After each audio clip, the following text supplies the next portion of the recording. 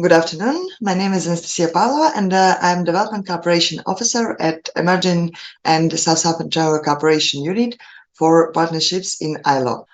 Today, I would like to tell you a little bit more about international labor standards and South-Southern General Cooperation.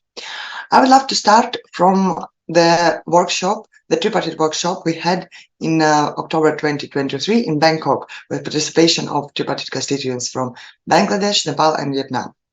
The main aim of this workshop was the exchange of information and learning from the experience of Vietnam, who has not so long ago graduated from least developed countries. This is also a part of financing of decent work in South Asia and Southeast Asia.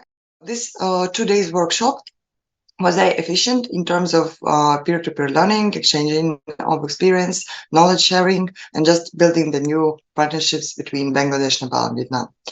As the follow-up and the next steps for this workshop and the framework of this workshop, we had an exercise where we were planning the ratification of conventions for Bangladesh and Vietnam, and as well the further steps in gradation from LDC. Of course, this experience was very interesting for constituents from Bangladesh and Nepal and inspired them to work on their own laws in this regard. During the first day, were discussed a lot of interesting topics, including the normative strategies and sharing of experience, discussion on gender-related aspects of international labor standards, and also introduction to South-Southern General Cooperation. The second day was dedicated to developing of collaborative missions aimed on helping countries to better understand the experience and the further steps. So one of the possible follow-up we find out during the workshop, and we decided that this is one of the most important thing. It's study tours for participants from Bangladesh and Nepal to Vietnam to learn some on the ground, the concrete examples and the concrete way of operation. Very important thing which we were discussing, it was the international labor standards and how the applying of them can help countries. Here we should mention the experience of Vietnam and their how they so-called gender law, which is very important law in terms of labor specific, which includes gender equalities as one of the milestones and keep it legislative on the governmental level. This was especially interesting in terms of our constituents from Bangladesh and Nepal, because this is always, how we say, it's easier to prevent than to beat.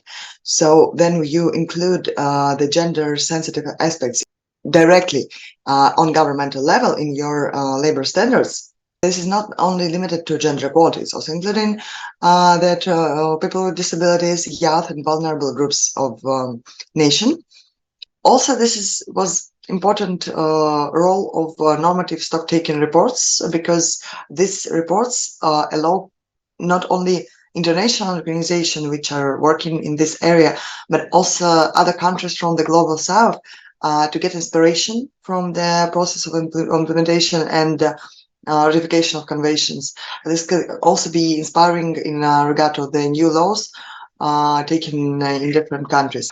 The examples and the experience from one country from the global south can be adapted and re-established in terms of another countries. There's still the more or less similar challenges and issues which our countries from global south are facing, and this is the specific of SSTC projects, that they all have the very high adaptability and can be easily taken into work by another country from global south.